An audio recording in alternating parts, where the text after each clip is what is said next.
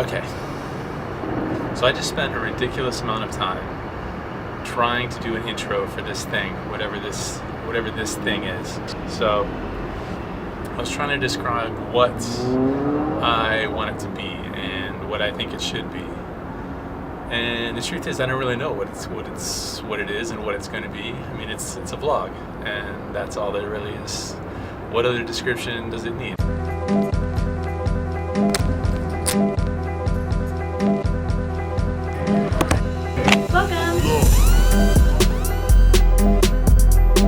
A telephone.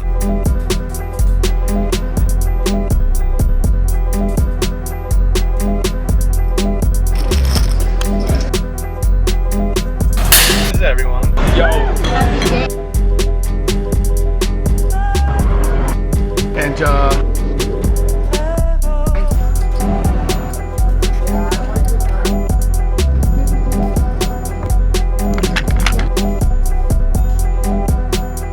well, hey guys. Here's a bathroom up here. Thanks, Max.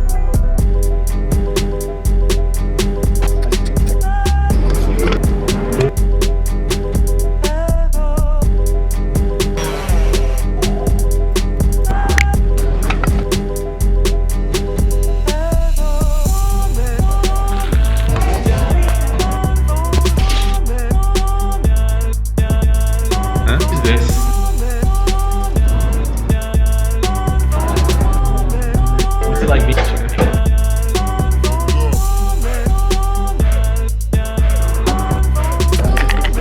Family portrait. Boom. He's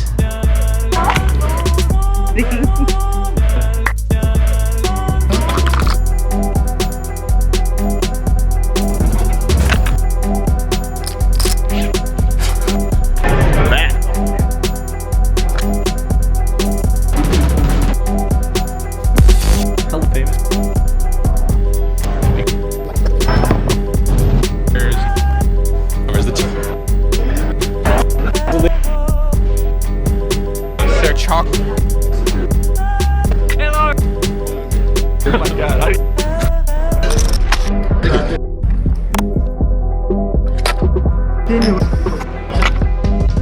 Barnhampton. I love it. It's bad. Gentlemen.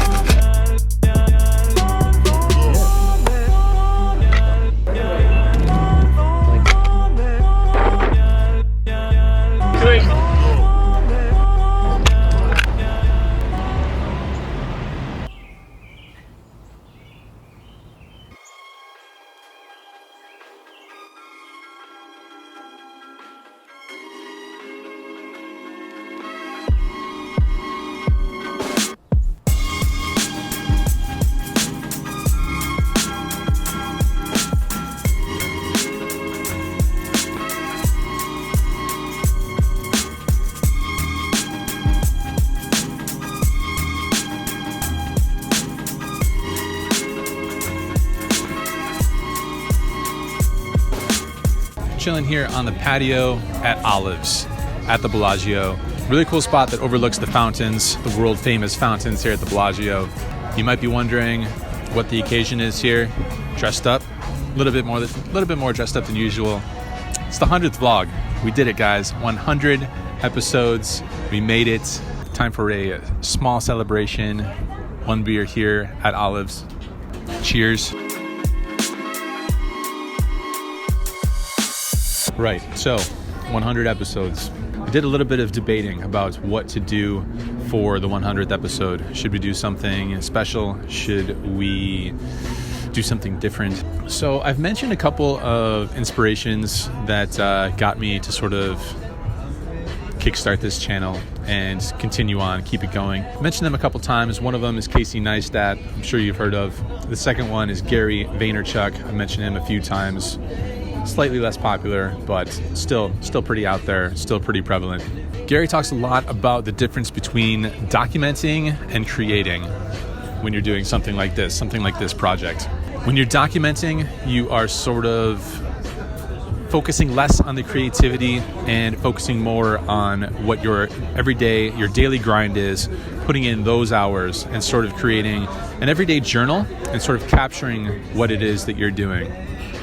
At the end of the day, at the end of the week, at the end of 100 episodes, you have a really cool journal of a snapshot of a time in your life. The channel happens to grow as a result. That's awesome. Focus on being honest. You focus on just capturing the rawness of what you're doing. Double down on the hours on the grind. And if you're real about it, sure, there's probably going to be some people that find their way to your channel. There's going to be some people who want to see how it is that you're doing what you're doing. On the other side of that line is the creativity, the creator. That's more of the Casey Neistat type of a YouTube personality. Sure, he's documenting his day every day, but there's also lots of creativity involved in the direction, in the cinematography, in the editing, or creating a fun story rather than documenting a daily story. On this channel, we've sort of straddled the line between the two. We've done lots of documenting when it comes to just putting in hours at the poker table and going over hands. Not a whole lot of creativity to be had when we talk about poker hands. When we do hand histories, it's pretty straightforward. This happened, this is what I did, this is what I was thinking. This is why I did that, etc. Other times, there's lots of creativity involved. There is lots of fun camera angles, some cinematography, some drone work. We've switched back and forth, and it's been really fun to sort of do both. Document the poker journey thus far, document the past 14 months or so in Las Vegas and some other poker destinations, and to mix in some creativity along the way to sort of maybe keep the channel fresh. And really, it's somewhat selfish, to be honest with you. I get a kick out of doing that stuff. I find it really enjoyable. I find the editing, that part of the editing, a little bit more fun than talking about what I did with Ace King from out of position. I found that the main lesson to be learned here is that it doesn't matter which one you decide to do. If you decide to document or you decide to create, there's two main lessons. The first one, lesson number one, is to just start doing it. If you're thinking about doing something, whether that's create a YouTube channel, start a poker blog, or start any other project whatsoever, hurdle number one is to just start. That's probably going to be your biggest hurdle. You might find that you like it, you might find that you don't like it. If you find that you don't like it, at least that space in your head is cleared up for something else to think about. Lesson number two is to just put in the hours. So obviously there's lots of hours that are being put in at the poker table, but since I've started the channel, those hours are drastically shaved. Lots of hours put in on the editing, on the filming, answering comments, responding to tweets, all that stuff. It's been super enjoyable, and it has to be enjoyable in order to keep doing it, but it's for sure going to be a grind. So lesson number two is to put in those hours. Lesson number one, just start. Lesson number two, be prepared to work your ass off and put in the hours. Doesn't matter if you're documenting, doesn't matter if you're creating, doesn't matter if you're doing both, straddling that line. Just start doing it, and before you know it, after lots and lots of hours are put in, you end up 100 vlogs later. And very happy that all you guys are here that have been here since day one, since vlog 50, since vlog 99, and maybe this is the first of my vlogs you've ever seen. Happy you guys are here as well. Cheers.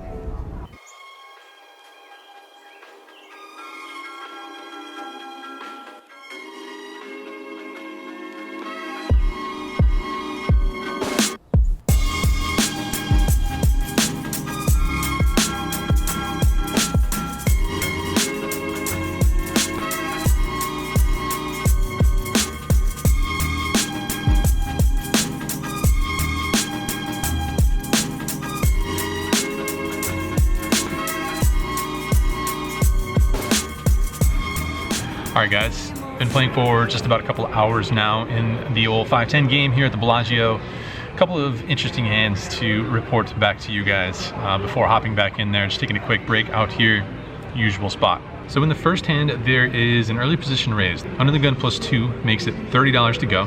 There's 3 calls, and I am in the big blind looking down at ace-king offsuit.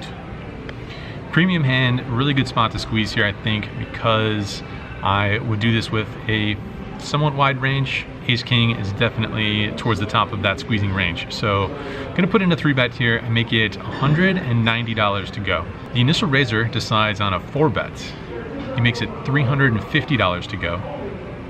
He actually tried to make it 300, but the minimum raise is 350 here.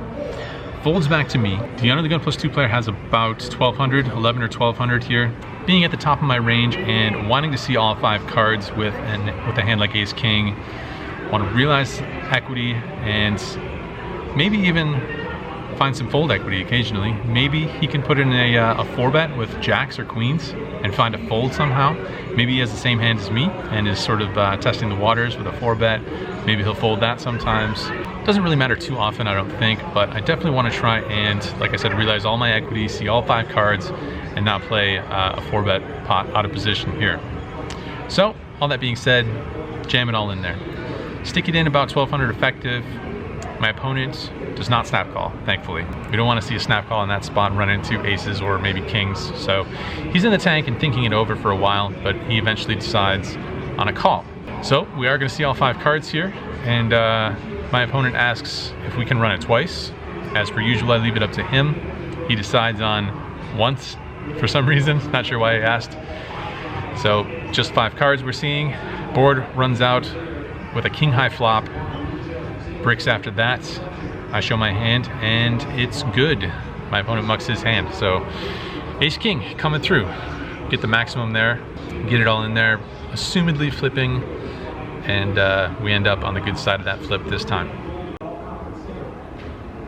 All right, next interesting hand here. Same table. The under the gun +1 player makes it 30 to go.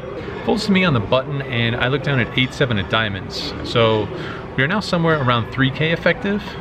This player, different player, has somewhere around 3,000, pretty close to equal stacks. Since the initial raise came from early position, a lot of times I will just flat here, but seeing as we are pretty deep here, and some of the things I've seen so far at the table make me want to kind of mix it up and get in there and try and build a pot against this opponent. So I decided on a 3-bet and I make it $100 to go. Folds back to the initial raiser, who puts in a 4-bet. Makes it $270 to go. Not very ideal, not what I was hoping for. Was obviously hoping for a flat and not bloat this pot this big. All that being said, I decided to stick with the initial plan and try and target this situation a little bit and decide on the call, since we are, like I said, $3,000 effective. Not the most ideal situation, but I don't want to give it up just yet. So we're off to a flop, which comes 10-6-3 with 1 diamond and 2 clubs. He puts out a C-bet, makes it $350. Seems like all options are on the table here. Don't really hate a fold too much, but seeing as we have a gutter ball to the nuts, backdoor flush draw, and potentially a pair draw, he could have ace-king here some percentage of the time. If we make a 7 or an 8, it could be the best hand. Obviously, if we find a 9, that will be the best hand, as well as some backdoor equity with the diamonds. So I decide to make the call here. We're off to a turn card, which comes an offsuit king. Doesn't really make too much difference because my opponent bets 1100 here on the turn. That shuts out all the options, closes all the doors, fold it up, end our adventure with the 8-7 of diamonds right there. So we win a good one. We win a pretty decent sized spot there with the ace king. Give some back there with the 8-7 of diamonds. Would like to go back in time and just flat the button, but that's not how these things work, as we know. All right, gonna head back in there, back to battle. Probably grind for another couple of hours or so. Not gonna be a long session, promise, for real.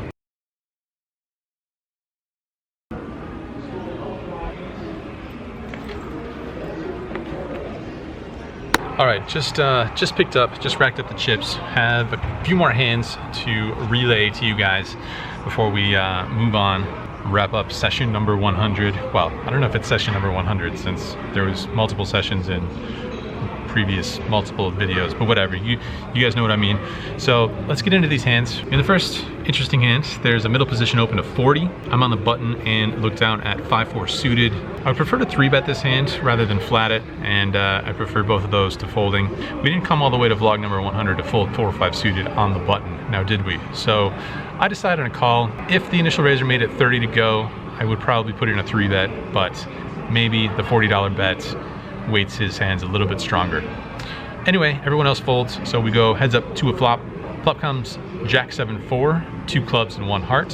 He puts out a very small C-bet of $40. Can't go anywhere just yet with a pair and lots of backdoor possibilities. So I make the call, off to a turn card. Turn card brings us some equity. Turn is the 3 of hearts. We had a straight draw, we had a flush draw, go along with our potential trips draws and 2 pair draws. This time my opponent bets $110, obviously going nowhere, so once again I make the call. River seems pretty good for us. River is the 9 of hearts. This time he checks it over to me. Since this flush came in via the back door, I think I want to size up a little bit here, maybe make it look like I missed some sort of club draw, some sort of combination draw with clubs. I decide on a sizing of $330. My opponent doesn't think for too long and he makes the call. I show my hand and then my opponent asks if this hand will make the vlog, and he shows me top set. Yes, this hand is definitely gonna make the vlog. Shout out to this gentleman. And looks like we had a few less outs than originally perceived. Trips draw and 2 pair draw, no good, but flush draw good. Next interesting hand, there is a late middle position open to $40. I look down at 10-9 of diamonds in the small blind, and being in the small blind, I like to 3-bet almost all my hands that are playable. Not necessarily all of them, but the majority of them. Let's say the majority. So 10-9 suited falls into that category. I'm gonna put in a 3-bet here. I make it $150 to go. Folds back to the initial raiser who makes the call. So heads up to a flop. Flop comes Queen 5-4, 2 clubs, not super ideal, but some backdoor straight draws. Don't want to give up the lead here, so I put out a bet and make it $170. My opponent makes the call, and we see a 7 of clubs on the turn. Not the ideal card for us, we get no help. I check it over to my opponent who bets $350, and pretty obvious fold here, potentially drawing completely dead. All right, one more interesting hand here where the hijack opens for 30. I'm in the cutoff, look down at ace, king of diamonds, 3-bet potential, 3-bet candidate here. I make it $100 to go. The small blind cold calls and the hijack calls as well. So 3 of us this time, seeing a flop. Flop comes 9 deuce deuce rainbow. Action checks to me, and seeing as how this flop is super dry, shouldn't really help anybody, shouldn't improve anybody too often. Shouldn't improve me too often either, but I should have normally a slight range advantage here. I decided on a bet of $130, and even though I don't expect this bet to necessarily win the pot right away in this spot, I expect the small blind to be calling with a decent number of pocket pairs. I should have an advantage here where my opponents can never have aces or kings. Queens might be unlikely as well. A lot of those hands will put in a 4-bet pre-flop. So pre-flop his range is a little bit capped. I should be able to win this hand on a lot of multi-street betting situations. So $130, small blind calls, hijack folds. Turn comes a pretty good card for us. Turn is the ace of spades. 2nd spade, top pair, top kicker now. My opponent checks it, and I'm gonna put in another small bet, try and keep the majority of his range in there. I don't expect him to have a flush draw here, hardly ever. I expect him, once again, to be weighted more towards pocket pairs. That is drawing very slim at this point. So I bet $180. My opponent puts in a raise, which is very interesting. He makes it $420 to go.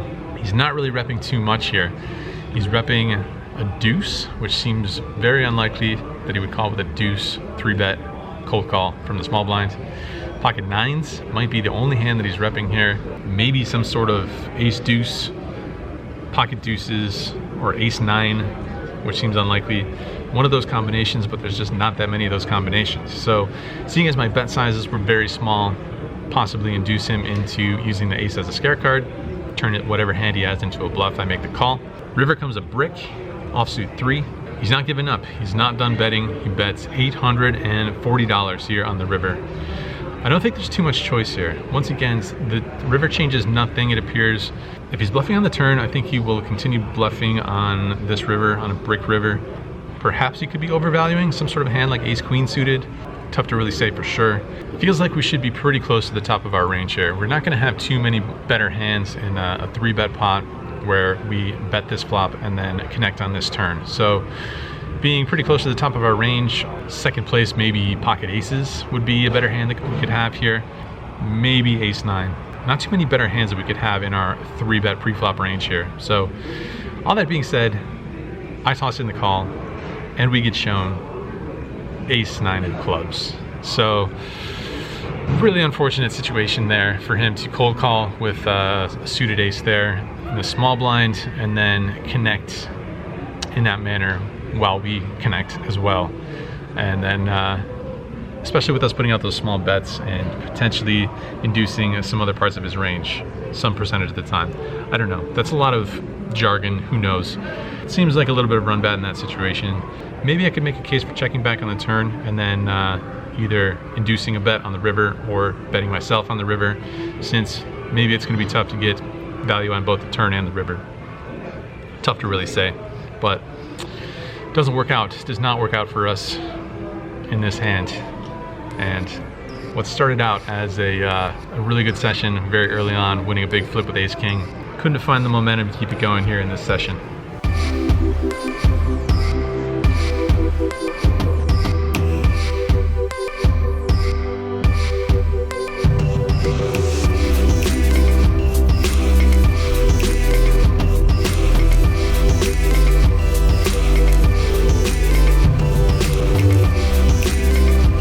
So we get into that game for $3,000. We get out of that game for $2,638. Small loss of $362, which I think, I don't know, maybe it gives us another chance to just think about a quick lesson, another lesson here.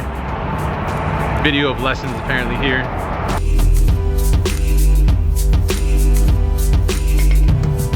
Thank you very much, appreciate it. I think the lesson there is, despite wanting to finish strong, vlog number 100, have a winning session, go out on vlog number 100 with booking a nice win. The lesson there is that you just can't control these things. We've talked a lot about variance, we've talked a lot about playing hours and not results. This is just another example of that. You can only control hours, you can control how well you study, and then you move on.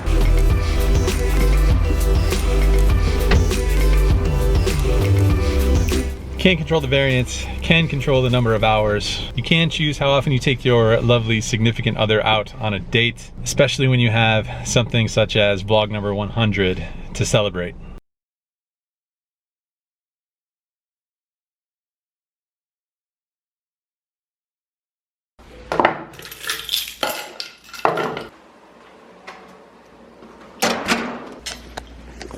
Are you excited? No. I don't like surprises. You don't know where we're going? You didn't tell me, did you? Nothing. Were you gonna tell me, or was just rumors?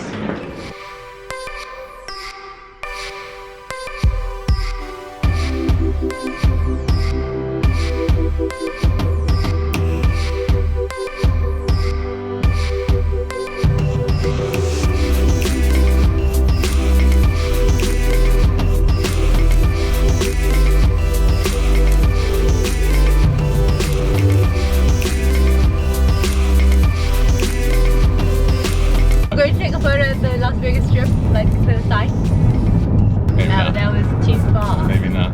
You're not taking me to the driving range, are you? I'm not, and I'm wearing a dress. The driving range? Yeah.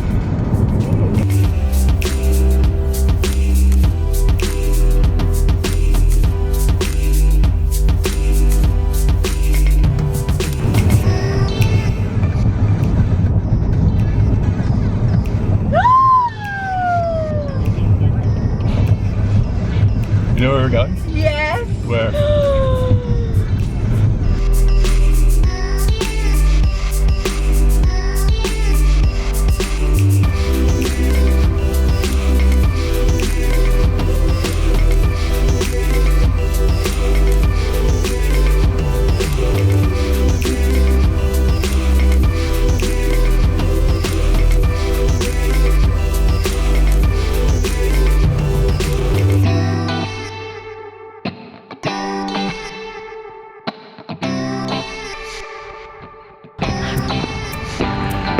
you ever been on a helicopter before? I have not.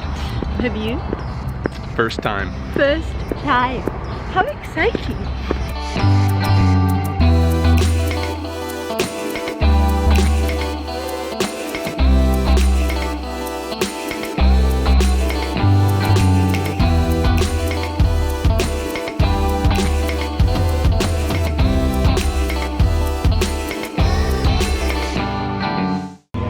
This is happening.